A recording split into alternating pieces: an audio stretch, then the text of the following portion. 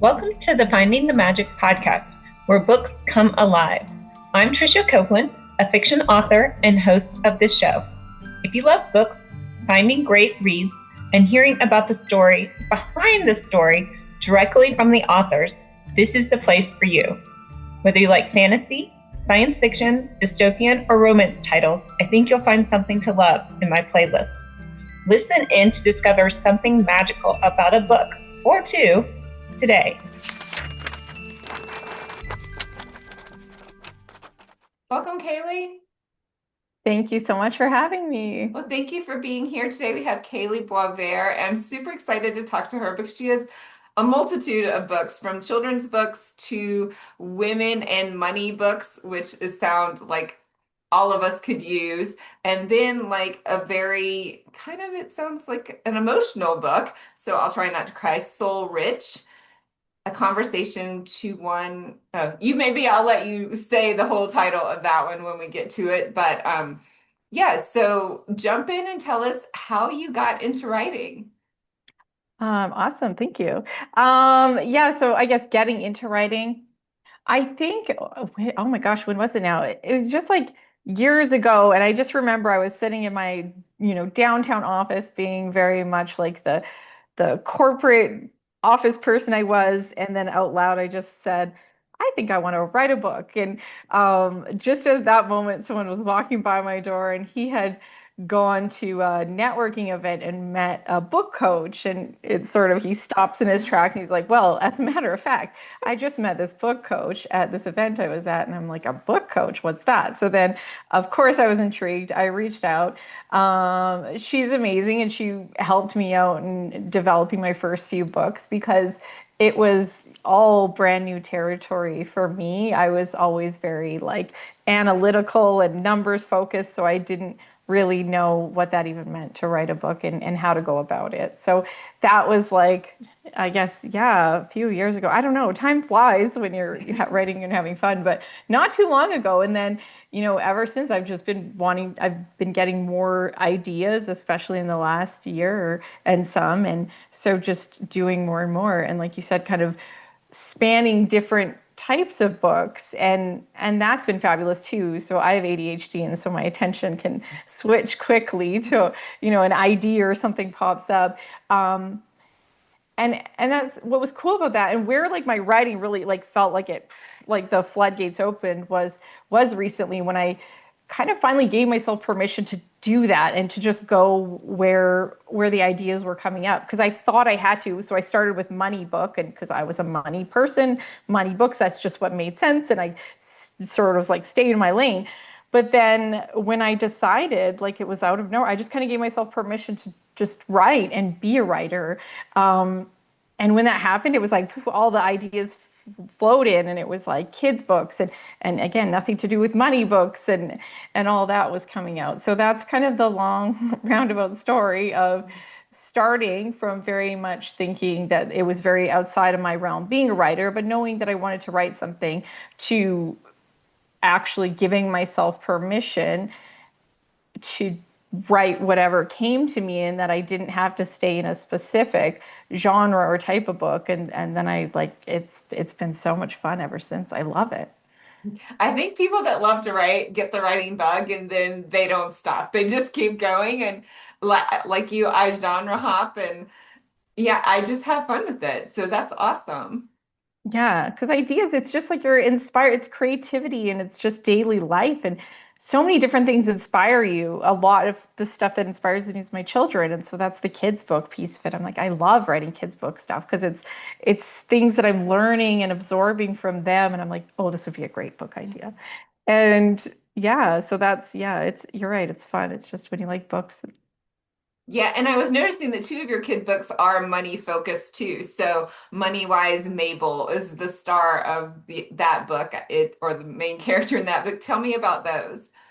Yeah, so I was inspired to write kids' books about money kind of when COVID hit, and we were forced to start like doing our own kind of at-home teaching. And so my daughter's at home, she's in kindergarten, and you're kind of like, it's hard to really teach like that early on. Like, she was 5 years old at the time. But it just like kind of like thought of I thought what's missing for the kind of what we learn in school and what we do in school as kids. And I'm like, money is such an important topic, but we don't really learn about that much. So that's where the idea of Mabel came from. It was just I was really inspired to think like, what would I want my daughter to learn or to know about money? And as a kid, I was really intrigued by the topic of money because growing up, my mom was a single mom, and money was really like a source of stress and struggle, and that's how I saw it show up in our household. And she worked so hard and did an amazing job, but it just she did what she could, and there were times where it was like money felt like this really scary, stressful thing, and I wanted to like learn and understand it better. So I wanted to figure it out essentially. I thought of it as like a math problem. Like if I could figure this out, maybe I could fix it. And so I was this little girl wanting to like know more and understand about money, but I didn't really have like this outlet or this, like idea of what that could look like. So then, yeah, fast forward to having my own daughter and thinking like, what would I have liked to learn and what do I think is important for children to learn is that financial literacy piece. And so that was where Money Wise Mabel was born of like, could I create this little girl that I wish I had, when I was little to look at and be like, oh, okay, like we can learn about money and this is something kids can do too. It's not just for grown-ups. And you can get good with money and be interested in it at a really young age. And what's so powerful about that is that's what goes on to just really support people in their relationship with money later on in life. Like when we're little and if we could be learning about money more then, it's this very great experimental stage where we can ask questions, get curious. Versus putting it as this like very adult or taboo topic where it's like we don't talk about it, we don't say anything about it, we don't even learn about it until all of a sudden we're like out on our own and we have to pay the bills, and then you're like, oh, this is kind of scary. So I wanted Mabel to just introduce money really early on and make it fun. Yeah, it seems like even now, though, so much more money is more intangible because we used to have physical money that we had in our banks. Like I had to get the dollar bills and the coins and hand half of it over to the person across the counter. And now it's just electronic. It's just a number on the screen. And it seems like it would feel much more intangible now than it did when we were little, maybe. I don't know how old you are, but Yes, no, absolutely. Yes, because we would like count with coins and you'd have actual money versus now kids probably won't even know what certain coins are if they see them. You'd be like, how much money is that? And I bet you a lot of kids, no idea. It's just like, I don't know what this even is. yeah, they just stopped making the penny in the United States. So I was thinking about that a lot because my grandfather collected coins and we always collected coins as a kid too. And, trying to find that special coin and all the coins that we collected. And so, yeah, it's a little bit of a different world. Yes, absolutely. Yeah. So how that's changing and yeah, so even more so, I would think important for kids to know because we don't want them to think it's like an endless swipe of a digital card, right? Like there is a certain amount and it runs out because I think that's the image a lot of kids get is like you tap a card and everything the magic happens. Like, oh, not necessarily. There's a lot more behind that. So yeah, Right. I would say Yeah, and yeah, I just to could go with your point. Yeah, sorry. Sorry, and I can remember as a young adult, like getting my first big job, and then I would go to the mall at lunch. It was just where I went, and then I would see the sale, and I'd be like, "Oh, it's on sale!" And then you get the first credit card bill, and you're like, "Oh, okay, well, I can't do that." Yeah, it's not as fun. You're like, oh, I have to pay you that. Yeah.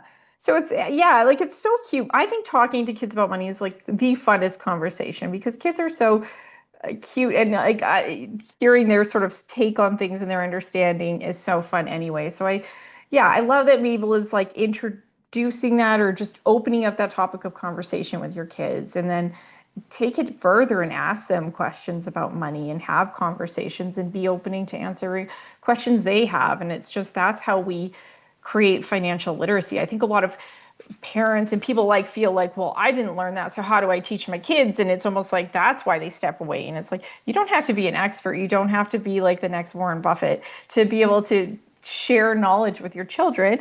You're an adult, you utilize money every day in ways in your life. So you are a fabulous resource for them. And I think people know far more than they give themselves credit for.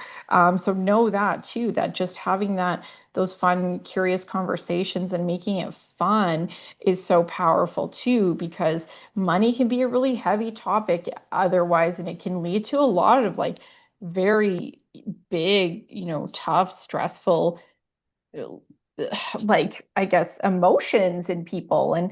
And so, what can we do now to like lighten it up, make it fun, make it something that people talk about openly, so it doesn't have to feel like this thing we have to, hide um and only maybe talk about when it gets to a point where it's gone, the wrong way, or things are very negative or something like that. So yeah, like we can really even change just how that looks for everyone if we're starting early with our kids. Yeah, I think they say like money is the most thing that couples break up about over or fight over or something like that too. So just those pieces can, and kids hearing that can be scary, I would think. Yeah, exactly. It becomes like money's bad, money's evil, and you're like, money is not anything. It's like it's very much nothing. Like you said, it's maybe coins, bills, not even that anymore. Like it doesn't have a bad or a good. That's what we attach to it, which is very Right. interesting. So if that's the case, if we attach the meaning to it, what do you want your kids to have? Is it the negativity or the positivity? Positivity. And I'm like, I want the positivity. I want that for my kids. I don't want them to feel like it's this very heavy negative topic. I want it to be like, how can I, use money as a tool towards my biggest goals in life and help me to achieve those things, and maybe whatever it is they strive for, that money's maybe a tool to help them get there, and that's positive. That's great that you're doing that. I can remember there was a time when during the recession, it was a number of years ago, that we were like pinching pennies with three little kids. And I remember thinking, okay, how am I mean, I didn't need to tell them everything, but I was coming up with ways to say, like, just alternatives. Well, why don't we're doing this instead, we're making gifts for people instead of buying gifts for Yeah. people and making it fun like that. So it didn't seem like something scary, that was something bad was going to happen and we were going to be in trouble. We're just like doing things a different way. So, we can save our money. Yeah. And that's fun. Like that's amazing to have that way of looking at it. And that's probably so powerful for them because it's just problem solving then, and it's coming up with creative ideas, and they probably have lots of those too that they could help us when we are looking to save money. Like get your kids involved. Say, you know what, things are getting expensive lately. What are some ideas you guys think we could do to make sure that we're able to, still afford things, or like spread our resources, and focus it where we want to and things like that, and get them involved just for like the like it's fun, and it's good to just have that open honest conversation with them, and I think they really appreciate it, other like because again when it was for me it was very negative, and it's almost like a hush hush topic that we don't talk about, and it's it's bad and things like that. So I like that sort of twist that you put on it too. That's amazing. Yeah. And so what it sounds like is that you took your experience as a child and got into the area of finance, and your adult books seem like very financially empowering for women, especially. Yeah. Yes, exactly. Like that was, of course, then where it led to next. It was like, I want to write books for women about money because, again, I wanted to learn it all, know it all. And as I was figuring it all out, I'm like, oh, this isn't so hard. And this actually isn't as scary or as daunting as I once thought. And it's like, if I can learn it and figure it out and be someone who came from a background where we didn't have a lot of money, and if I can change that and have a much different sort of like be at a much different place in my life. I'm a single mom now myself, but it's like very different. And I'm not saying, again, I say my mom did a fabulous job and she worked so hard, but it's just I sort of took that and I went like, okay, I'm going to figure this out. I'm going to make this different. I'm going to learn how I can kind of utilize money in a different way, and have more abundance and have more freedom and choices with it. And I've been able to do that in my life. And so I'm like, well, if I can do that, then everyone can. There's nothing like special about me. I was as much as anyone, just a wanted to learn more, figure it out. And then, like I said, it's not as complicated as or difficult as we make it seem. And so that was what I wanted to do with my books about money for women, is get them in that space too, just feeling more comfortable, more confident. Like the one book I wrote is called Make Money Your Thing, because women were saying things like, I'm not good with money. Money isn't my thing. I'm not good with math. And they were just making these like very disparaging remarks. And we have to remember, like, our words are very powerful. And let's just change that. Let's just be like, okay, let's make money your thing. Like, it's as simple as that, a switch in just what we say to ourselves about money, where you can change a lot of the energy and just the feelings you have around money. Right. Yeah. So I feel like, yeah, if you're saying to yourself you're not good at something, then you're probably not going to be good at something. But if you're saying to yourself, hey, I can figure this out, I'm a smart person, then you Yeah. just like get a book and figure it out. Yeah, do it. And it's not like, okay, you're not going to be the expert right away, but like, what are we the expert at with anything? Anything new you're learning or new you're focusing on, like, you're never going to be the expert. That's not the point. And no one's supposed to be this like amazing expert of knowing like the intricacies of money. But just having a good level of like basic understanding and taking actions towards what you want to see happen in your life and your goals. That's all it is. Like, you don't have to know all the intricacies of like how to value a stock, and when a company comes out with their earnings, how to read through all the financials and understand what it all means. Like, that's not, why would you need to know that? Like, I don't think anyone needs to know That's that. for I find some of that you. stuff. Yeah. Yeah, that's for our financial professional to know and to tell us Yeah. what to do. Exactly. Like, so just like still stay in your lane and like, but just still be open to learning, be open to even changing what you're saying about your relationship with money. That is so powerful for women. And your most recent book is called Soul Rich. Talk to me about that one. Yeah, so then that's my like even more grown up version. Because if, make money your thing felt just very literal, like stories about how money showed up for me, for clients that I've worked with, and kind of the lessons that came from that I wanted to share with women.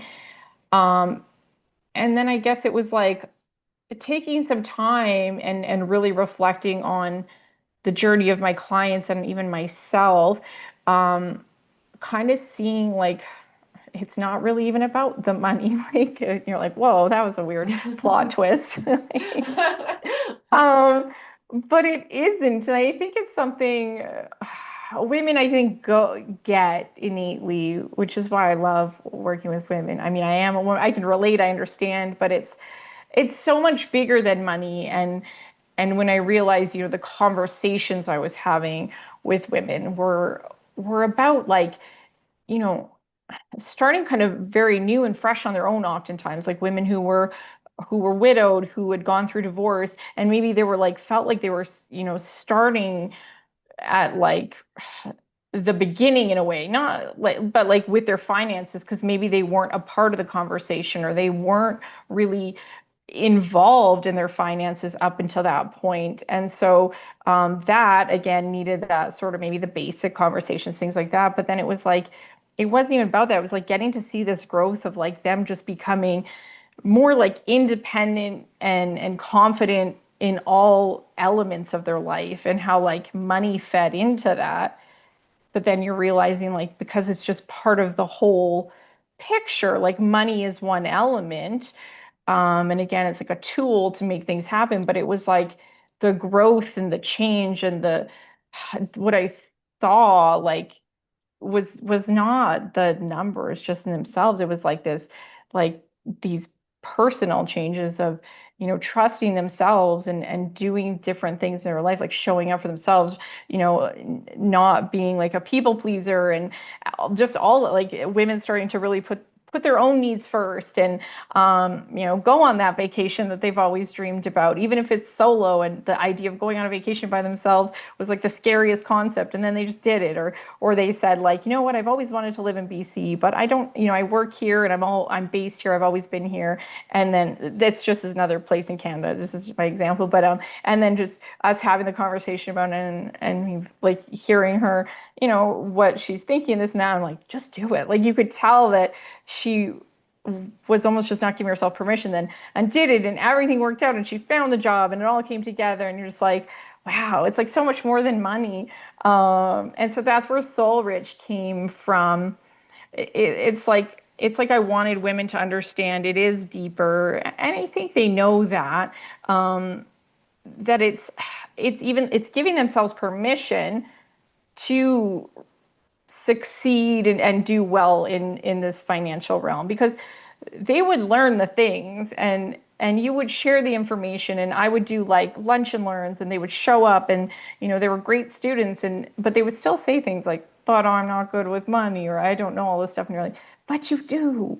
So it was like they had to finally give themselves like just like a permission to be like, I can be good with this, and I can, you know, do this on my own, and I don't need a partner. I don't need, like, a lot of women almost, it was like we start out thinking for some reason that we need like a man to make our financial dreams happen, or that was somehow like, fed into the I don't know, in the background or something. So it was like women have been programmed to think that they're not able to be financially independent or successful, and it was like almost like they were putting their limits on themselves. And so that's kind of where like Soul Rich came from, is like you don't need to learn the stuff, because frankly, like, the stuff is, like we said, this, it's not actually that hard, and it's there, and the information's there, and you can learn the information over and over all day long. But if you're not giving yourself permission to like receive wealth, to be wealthy, to be a woman who can like stand in that and say, I'm allowed to have money, I'm allowed to earn a lot of money, then like the money piece doesn't really matter. And knowing that like there's no like the soul rich piece too is it's to do with how like it's not just the money in itself, because what I would see is like the number could be, women could have a number that was great, like they could be at a place where anyone else might look at it and be like, wow, like you're fine, you're good, but they would still innately feel like I should probably save more, or I should be careful about what I spend on, and like almost like not give themselves permission to do the things and to enjoy and actually be in that. So it's like that soul rich is like doing the inner work to really to like believe in ourselves, and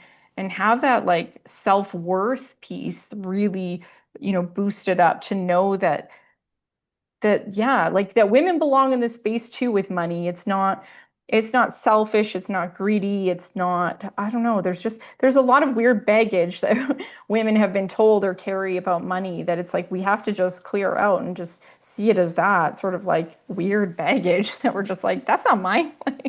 I want to have lots of money. I don't want to think it's greedy. I don't want to look down on women who have a lot of money and be like, oh, she's so, into money, and that's all that's important to her. Like, why would we not look at a woman like that and celebrate and be like, you go, like, that is amazing. And you being able to do that is an example that I can have that too. And, so that's the actual reaction we should be reaching for. So if it is, if we see a woman buying something, like has a fancy purse or something, and you find yourself like, oh, why does she have that? That's, you don't need this, da, da, da. Like, what is that like reflecting back about yourself and your beliefs and what you need to fix with money and heal? And it's not about like the fancy purse or anything. It's just about that freedom and that giving yourself like, I don't know, like giving yourself grace and allowing yourself to be in that space.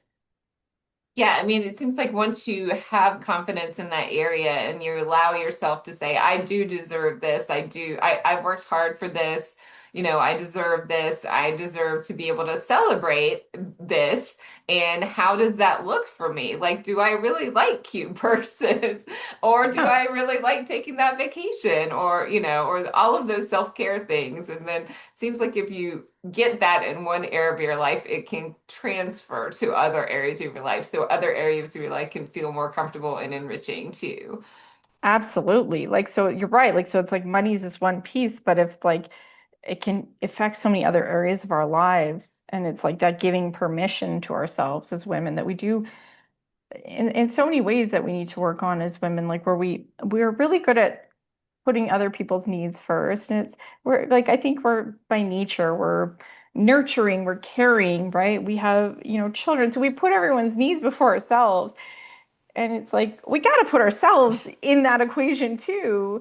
And that's important. And the people that love us and really support us want that for us as well. So it's like the one person that isn't doing it or allowing that is ourselves. And so that's crazy when you realize that. And it's like you're your kind of your biggest sort of obstacle. And I think that's what it is with women is like they're the obstacle. I hate to say it, but with money and stuff there's a lot of like, yeah, that we're doing it to ourselves. And again, it's just even how we talk about it with other people and how or don't talk about it with other people and how we place a lot of judgment on it. And again, it's like money's neutral. It's not, we can't like say, oh, money's bad or money's this or that. It's just, it's what you attach to it. And so decide like, what does that look like? And you're right. Like, what is it that you want? Because the world is going to tell us a lot of what it thinks we should want. It's really good at that. Like we are being marketed to nonstop the minute we like probably look at our phones or anywhere. And so they're all telling us like you should have a fancy car and the fancy clothes and this and that. And it's sort of like stepping away from that. And the forces are very strong. Like we're just coming off of like what Black Friday and Cyber Monday and things like that, where people were all trying to tell us what we want or what we need. Um, but to be able to go inside and go within and do is say, like, what is it that I want? And like I've had to do that myself. And it's like my favorite thing is adventures with my kids. So going on trips with my kids. I don't want the fancy purses that I once thought I should have, and again, maybe it is the fancy purse for you. It's not, I don't care. I'm not one to judge, or there's not a right or wrong, but it's just being that honest and that truth with yourself. But there's so much noise out there, it's hard to know what is your own voice and what is the other people and their perspectives. So it's like if you can kind of shut all that out and go within, and that's like soul rich is a lot of like inner reflection to try to explore that and bring that out for you to say what matters to me, like what's really important to me. Yeah, and that seems like it could be different for different phases of your life because when you're just starting out, you're starting your first career, you might want to save, but while you're young and maybe single and unattached, you might want to enjoy some of that money. I know me and my husband talk about we always saved. We didn't take big trips, and part of us was like, well, we wish we kind of did, but now we have like enough money to send our kids to college. So would we really have done it different? Probably not, because we were just those people that were going to save, right? But now we're like, okay, well, we're in a phase of our life, our kids are grown, and we're looking for, okay, we can take those trips. So different things are important to you at different times. When your kids are young, you're going to focus on them and having those experiences. And then when you can be more selfish at different times in your life. So Yeah. that's Yeah, absolutely. But just being true to you and not deciding like it's based on, because that's when you're going to have like the buyer's remorse or you're going to feel that like ick about money because you're not aligned with what you want or like the buyer's remorse comes from when you like do something or spend money in a place where you kind of like felt like you wanted to at the time, but then when you really reflect on it, you're like, I didn't need that. And yeah. it's of course probably trying to like maybe reach for something external to just like maybe you were having a rough day or or things were tough or you're stressed and then all of a sudden you're getting like this ad for this thing and you're like, oh, that'll make me feel better. And you're like, My that husband didn't used work. to my husband used to call it bulimic shopping, so I'm not sure Yeah. that's the best term for it, but Yes, but yeah. it's something. Yeah, it's oftentimes, and they like prey on that. There's such like an emotional element to that. So again, like remember, the forces are like so strong around us. Everyone wants you to spend your money. Everyone, like everyone does. That's how corporations survive. Everything is a corporation. Everything is a business or has become a business, I feel like, and everyone's competing for our dollars. So be more like, yeah, know how important that is and really spend time with that. Like do some inner reflection that really feels like you and even where you're at in your stage of life, like you said, because it'll change and that's fine. But as long as it's you and what's aligned with you, you won't have that icky or that misalignment kind of feeling where you just it doesn't feel like good or it's not a happy experience or something like that. So yeah, that's what I would, that's kind of like soul rich is, yeah, like being rich on a level where you're because you've probably, anyone has come across people that maybe they look at as like, wow, now, that person is happy and living it up. And it might not be, it's probably not based on their bank account balance. Like there's the number again, it's never enough. There's people that have a billion dollars, billions of dollars, billionaires, multi-billionaires, and you're like, that's more than money than you can like Yeah. even get your head around. And so it's not the number because you're like, they still want to make more money. So, and they think that's not enough. So you're like, where's the not enough thing coming from? Because the dollar amount reflects enough. So it's something deeper than that. And that's what's really fun and interesting about money is when you can start looking at it a different way and not seeing it as something so threatening and scary and it becomes like a lot. I don't know. It's just everything kind of lightens a little. And in the book, do you pose those questions? Do you have a workbook section in the book, or how is the book structured? Yeah, it's sort of structured like every chapter is like has an end kind of reflection and ideas for what you can say out loud, or like meditate on, or do like if it's like do one small thing. But again, I have like ADHD and I don't like homework and things like that, so it's written in a way where you can kind of open it to any page and maybe that's what you're meant to see for the day.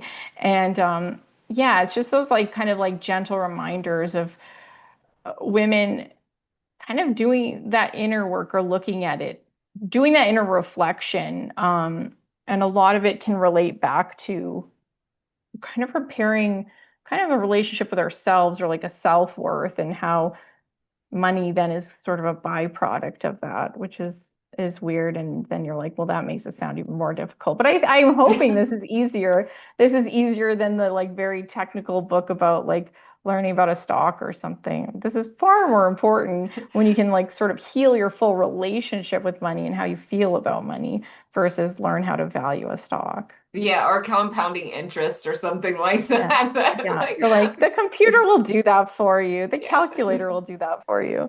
So yeah, it is structured in just very short chapters and ones where I'm like talking to kind of her in a way and who is she? She is like you or me or anyone. It was kind of threads of like my own life and clients and women in general that, of what I'm seeing and hearing. And so I hope at least like certain chapters really resonate. And I think, I've had people in all different kind of backgrounds and stages of life and whatnot read it and have found value or something in it. So it doesn't mean you have to be like advanced in your career, or you don't have to be a multimillionaire, or you don't have to be someone who has, you could have no money or lots of money or whatever it is. There's hopefully like things though that resonate with you that speak to you and what could be like an idea of maybe something that's gonna be like, yeah, positive in your life with your relationship with money. So yes, and then the end of each chapter, ideas of things you can do. So, and very little basic things, not like you have to go and make a whole budget or something like that. We don't want to do that. That's too So much at work. some point you should probably do that, but not Yes. this book, right? Have an awareness of your finances, yes, like, but yeah, a lot of that stuff will come out of that because when you feel better about it, then you'll actually want to do that versus me telling you to do a budget. You're never going to do it. It's like telling a kid to do something. You're like, do your homework or do this, that, that. They're not going to do it, but when it's important and it feels like something they want to do, they will. So maybe it's the book that gets you like feeling all good vibes about money, and you're like, I think I want to look at my expenses or It's, something like that. it's not as scary anymore, right? Yeah, exactly. Fun. Well, thank you so much for being here. Thank Um, you. do you want to touch on A Remembered Woman on that book a little bit, or are you Um, think that you're wrapped up and ready? You've told us everything. I got it. Yeah, I just already did the information dump. No, like I also have the book Remembered Woman. I think that too, that's more of just like a general kind of, I don't know if you want to say like spiritual self, I don't know. I don't want to call it that or like self-help because I think that makes it seem like work too. And I don't think, see, it's almost like it's not the work. It's almost, it's like the remembered woman is kind of like bringing women back to who they always were. It's like remembering who we actually are and almost like an unlearning um, and helping women through that. And that too is just kind of like you can pick it up wherever, open to whatever page, and it's insights from maybe my own experiences, a lot of my own, and how that leads into like I think how other women would relate to it too, and then some ideas for whether it be like a meditation or just something to say out loud or um, something like that. So it's just very easy, like try this or don't. And maybe one chapter doesn't resonate, but maybe something else does. But it's kind of a book to again just be like opened up wherever and there might be something that kind of stirs in yourself because I've said that to I'm in my 40s now, officially in my 40s.